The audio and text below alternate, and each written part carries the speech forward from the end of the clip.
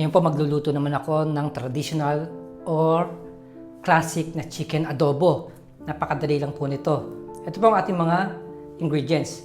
Meron po ako dito 1 kilong manok, chinap ko na siya, serving pieces, toyo, suka, sibuyas, mag-a-add po ako dito ng oyster sauce para mas sumarap po yung ating adobo, siling pansigang, maraming garlic, pinatuyuan na dahon ng laurel, paminta, asin, at brown sugar. Gagamit din tayo ng konting tubig. Nagpapainit na po ako ng aking pan. Ang una natin gagawin, ipa-pan fry ko po yung ating chicken.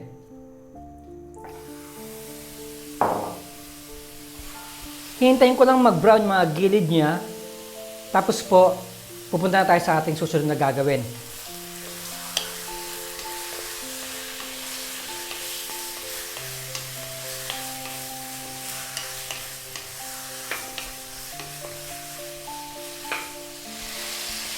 So ayan po, nag-produce siya ng self-oil, yung ating chicken. Ngayon naman, mag-a-add na tayo ng garlic.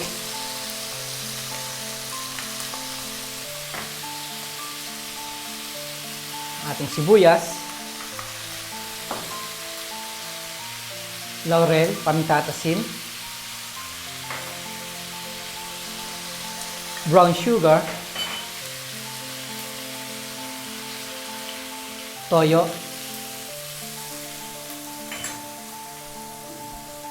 mag-a-add ako ng konting tubig.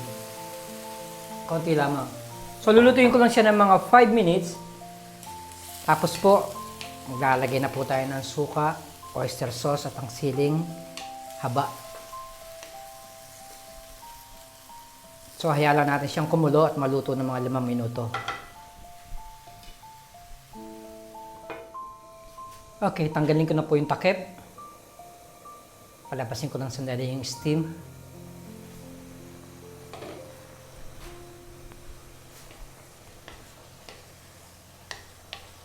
So, ayan, medyo half cook na po yung ating chicken. Ang panghuli, ilalagay na po natin yung ating siling haba, suka, at ang oyster sauce. Sa original na pagluluto po ng adobo, wala po siyang oyster sauce. Sa panahon ngayon, nagkaroon na lang siya ng twist. So ngayon, hindi natin siya haluin para hindi mo hilaw yung suka. Tatapang ko ulit siya at lulutuin ko ulit siya ng mga 5 minutes.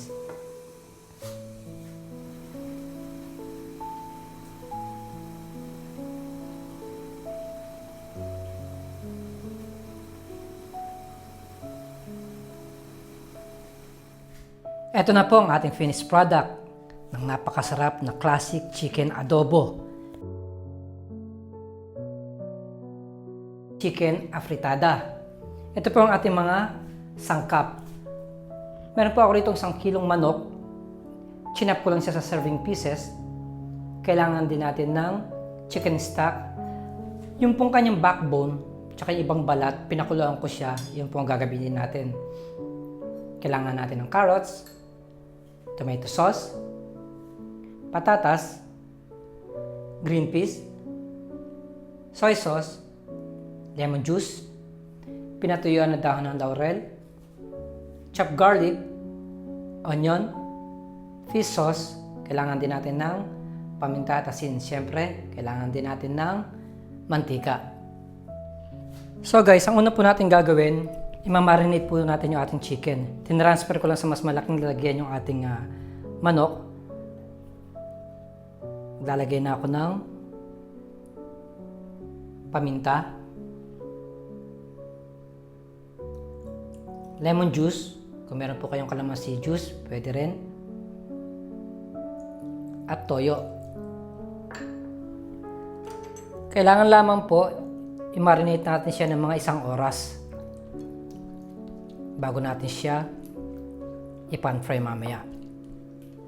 So tatakpan ko siya, ilalagay ko muna sa aking fridge bago tayo pumunta sa ating next step. Habang nasa fridge ko po yung ating chicken, ipiprito ko naman yung ating patatas at ang ating carrots. So mauna yung carrots. Hindi po natin siya pagsasabayin, gawa ng mas malambot po yung carrots kaysa sa patatas. So hintayin lang natin siya mag-brown, gayon din yung patatas. Tapos iset aside natin siya. At mamaya po kukunin ko yung ating chicken, i-strain ko siya o de-drain ko at siya naman ang ating ipapan fry.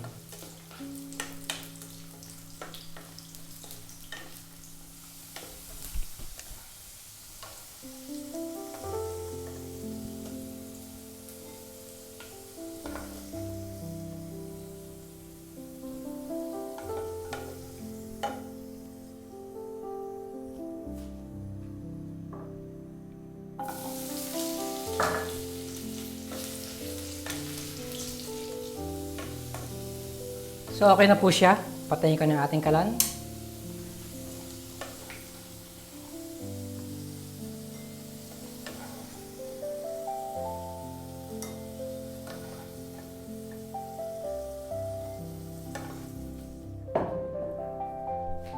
Punta naman tayo sa ating manok ngayon.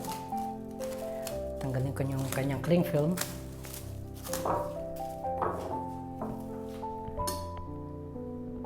Tatanggalin ko na siya sa kanyang marinade. Hindi po natin siya i-discard, gawa ng gagamitin po natin siya mamaya.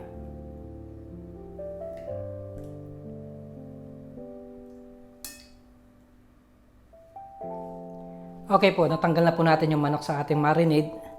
Ang gagawin lang natin, mag-add pa tayo ng konting toyo.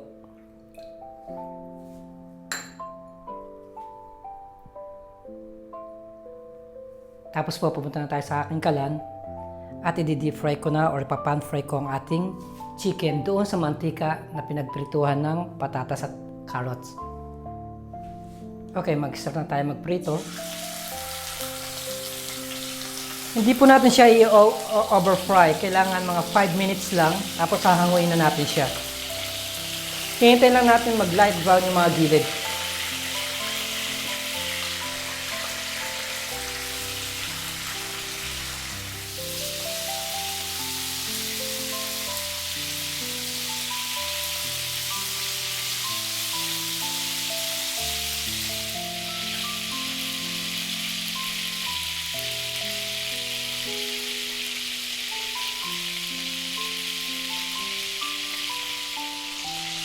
Okay na po yung ating first batch ng ating chicken.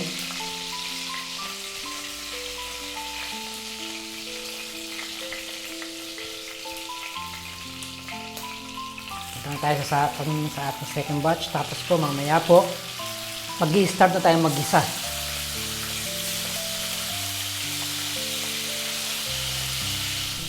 Okay po, nahango ko na yung ating second batch. Kagaya na sinabi ko, niluto ko lang siya ng mga 5 minutes. Ngayon, kumuha po ako ng panibagong wok na mas malaki at yung pinagprituhan yung pong gagamitin natin na panggisa. Lalagay ko na po yung ating garlic. I-add ko na rin yung ating onion.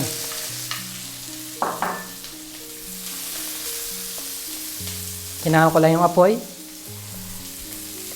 Tapos po, ilalagay na po natin yung ating piniritong chicken.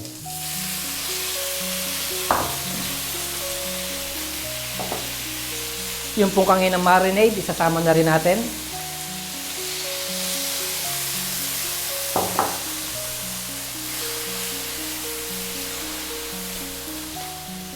Ngayon naman, mag-add na tayo ng tomato sauce.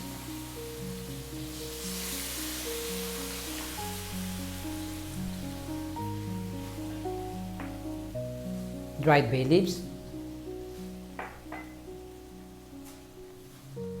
fish sauce, mag-add din tayo ng konting asin at paminta uli, at mag-add ako ng chicken stock.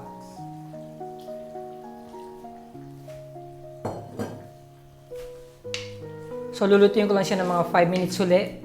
Tapos noon, ilalagay na po natin yung ating pinan-fry na carrots at potato. Gayon din po yung ating green peas. Tanggalin ko na po yung takip.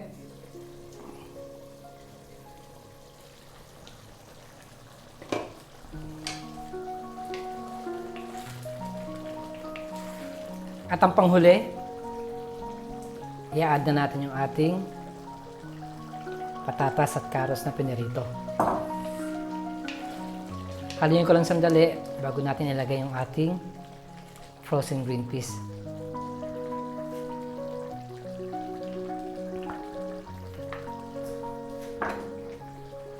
Again, lulutuin ko lang siya ng mga 5 minutes. Tapos po, pwede na po siyang transfer sa isang serving plate or serving bowl.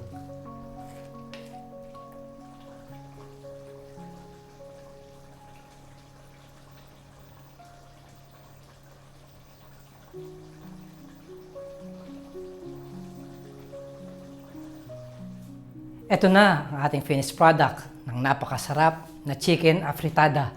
Muli, marami pong salamat sa panonood ng howtogreatfilipinofood.com. Mabuhay!